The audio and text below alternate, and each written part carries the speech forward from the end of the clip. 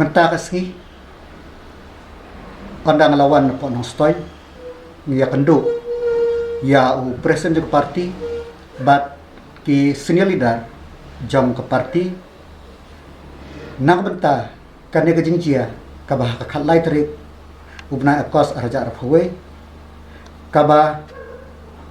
long ka ba jingjia basmusi te nakal yang kajonga ngalarai ban ong yo sim chip minister ba un simno ya ka tenat kampo yin nanga nado mentakas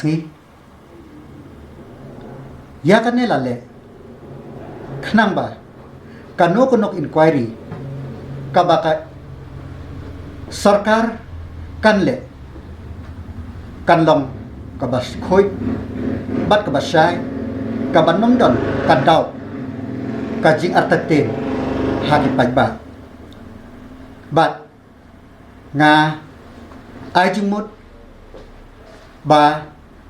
yaw chief minister ba ka judicial inquiry deban institute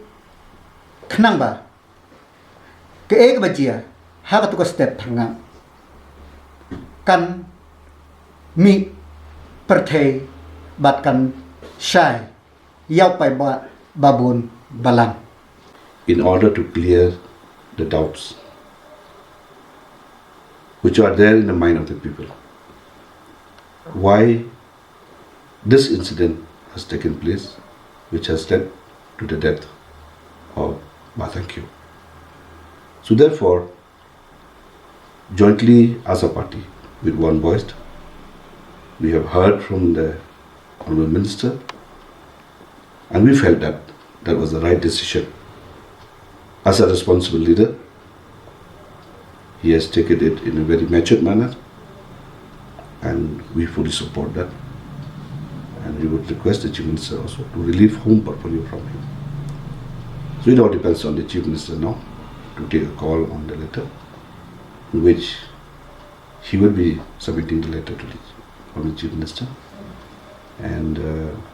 to see that the inquiry that we had requested the Honourable Chief Minister be instituted at the earliest to clear all the doubts, as I've said, in the mind of the people.